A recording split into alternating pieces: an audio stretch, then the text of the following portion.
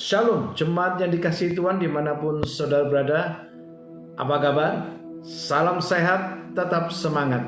Renungan harian pada saat ini saya ambil dari kitab Ulangan pasal 8 ayat 1-20 dan saya bacakan untuk saudara ayat 2 dan 3. Ingatlah kepada seluruh perjalanan yang kau lakukan atas kehendak Tuhan Allahmu di padang gurun selama 40 tahun ini, dengan maksud merendahkan hatimu dan mencobai engkau untuk mengetahui apa yang ada dalam hatimu, yakni apakah engkau berpegang pada perintahnya atau tidak. Jadi ia merendahkan hatimu, membiarkan engkau lapar dan memberi engkau makan mana yang tidak kau kenal dan yang juga tidak dikenal oleh nenek moyangmu, untuk membuat engkau mengerti bahwa manusia hidup bukan dari roti saja, tetapi manusia hidup dari segala yang diucapkan Tuhan.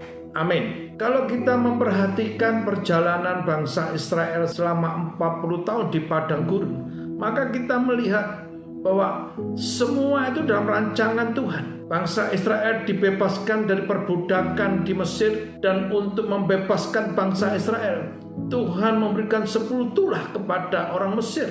Dan saat perjalanan yang penuh dengan mukjizat itu dialami selama 40 tahun di padang gurun, dan Tuhan juga menguji iman daripada bangsa Israel. Mereka mengalami kekurangan air, mereka harus juga merasakan air yang pahit, juga diizinkan berbagai kesulitan selama perjalanan di padang gurun. Walaupun mereka juga melihat penyertaan Tuhan dengan tiang awan dan tiang api, tetapi Tuhan juga tetap menguji iman mereka. Ujian iman dengan maksud untuk kebaikan mereka. Ujian iman juga kita alami juga untuk kebaikan kita. Tujuan Tuhan memberikan ujian iman adalah untuk merendahkan hati kita semua. Ujian iman merupakan salah satu sarana yang dipakai Tuhan membuat umatnya merendahkan diri dan mengakui kekuasaan Tuhan. Bahwa tanpa kita bergantung sama Tuhan, kita tidak akan sanggup menghadapi persoalan masalah dengan kekuatan sendiri. Hanya dengan mengandalkan Tuhan saja kita akan melihat